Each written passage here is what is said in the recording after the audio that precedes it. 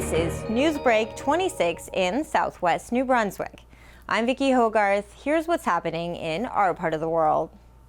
Hockey players from NB Power hit the ice in St. Andrews on Monday at the W.C. O'Neill Arena to play in a charity match against local friends of Scott Markowsky, an NB Power lineman who was injured in a tragic workplace accident in January that killed another lineman.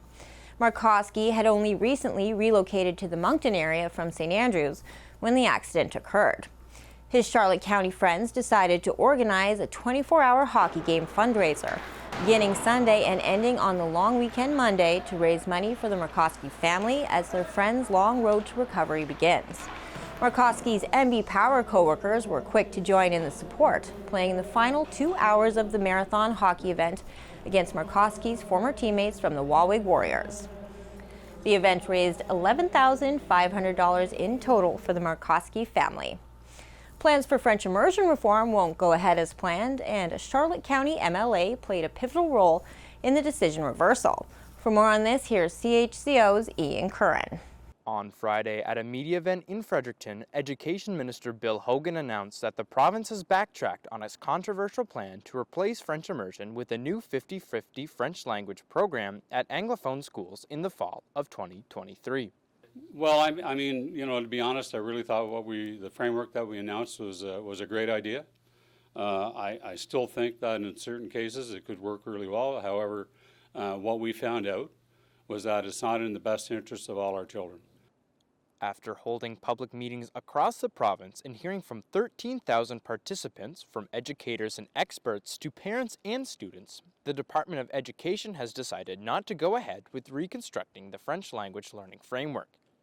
Instead, French Immersion registration will continue to be open for grade 1 students. Chris Collins, the Executive Director of Canadian Parents for French New Brunswick, applauds the province for reversing the decision.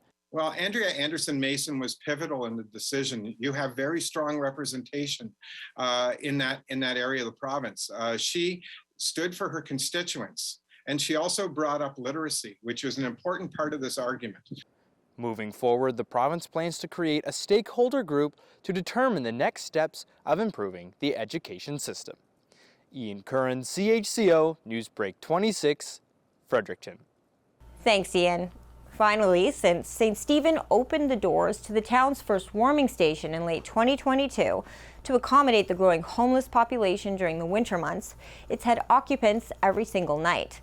On the coldest nights of this winter, it has often reached capacity. Early in the summer, we were able to, through our suppers and through other organizations, do a survey to, kind of look at what do we need, and that identified about 30 individuals that were unsheltered and living rough.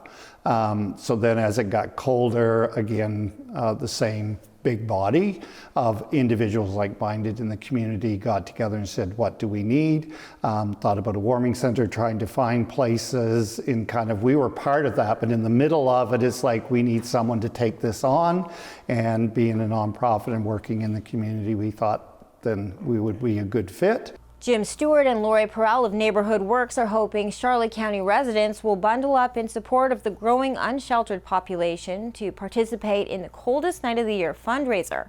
The event is a walk through the community designed to show what it's really like for those experiencing homelessness. Participants get sponsored to walk either 2 kilometers or 5 kilometer distances. So our original goal was $20,000. This is our first year in, and we felt at that time that seemed like a large amount of money to raise. Almost 3 weeks prior to that, we had already raised that, and we had moved it up to $26,000, and we have still surpassed that goal. We've been overwhelmed with the support of this community. Coldest Night of the Year walks take place across North America, but all the money raised locally will go towards the warming station, transition house, and community meals at Neighborhood Works. That's all the news I have for you. For more stories and online exclusives, follow us on Facebook at chco.tv.